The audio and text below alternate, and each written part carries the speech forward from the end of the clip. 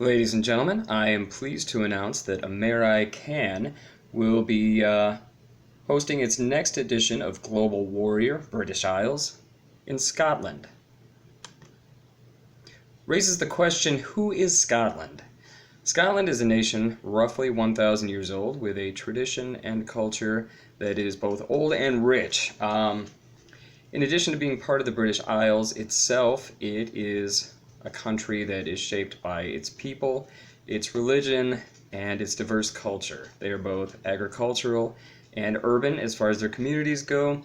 The primary languages spoken there are both English, which we're all familiar with, as well as Gaelic.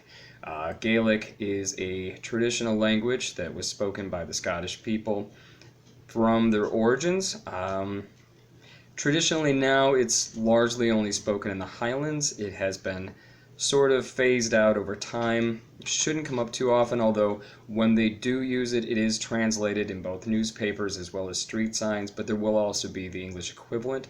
When dealing with people excuse me, who speak the English language, what you'll find is that the more pronounced English is generally spoken by people of greater affluence. They're more well educated, and they will use more of a Dutch accent. So be on the lookout for that and understand what it means when dealing with these people culturally. As we stated, independence is essential through Scotland. The country is largely divided by both religious sects. They're largely Catholic and or Protestant, as well as British rule. Now, in dealing with that, something to keep in mind is that as a people group, the Scottish like to maintain their distinction from the British. There's also the areas of both high and lowland. You'll find that they tend to differ greatly both as far as their cultural and economic statuses. Something else to keep in mind when referring to the Scottish people is that Scotch is a drink and Scots are a people. It is fairly offensive to refer to the Scots people as Scotch, so be on the lookout for that. Now, however, if in a social situation you are offered a Scotch or any other drink, it is typically customary to take the drink, and offensive if you don't, and then to also return the favor. Keep in mind that everyone takes turns buying rounds. Braveheart is a movie. It is it's a dramatic telling of a historical event. However, it is not the actual history of Scotland or its people. Please stay away from all references to the movie Braveheart, as it is, again, a fictional tale of a historical story. Now, something else to keep in mind with that is that it does reference the fact that there is a huge divide between Scotland and the United Kingdom. It is incredibly offensive to not know the difference between the Scottish and the British. They're two completely separate people. Especially in dealing with sports, you'll find that it may not turn out well for you to refer to the Scotch and the Scots and British interchangeably.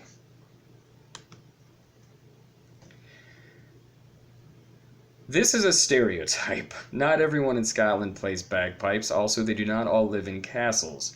What we'll see is that there are large pockets of urban development, although the bagpipes are still traditionally played largely at ceremonies and weddings. You're not just going to see people walking up and down the street wearing kilts and playing bagpipes.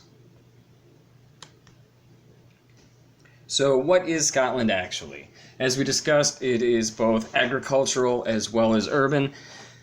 What you're looking at here is a beautiful picture of the Scottish Highlands. They're a cultural group with 1,000 years of blue-collared, hard-working agricultural history. A lot of the Highland communities specifically have developed industry and still rely heavily on agricultural means.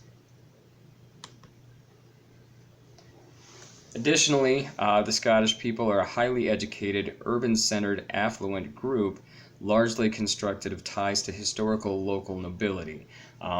They were originally developed on a clan system which sorted the people groups, and over time the nobility from those people groups has rose to a more current level of power, although socioeconomically higher in the ranks, they are still largely disseminated between both upper and lower class. In regards to gender roles, what you'll find is that it is culturally acceptable to consider both men and women to be equal. However, financially, women tend to earn roughly 72% less than men on average. And also, as far as working careers go, they tend to be more stay-at-home moms, hospitality workers, not so much the manufacturing or business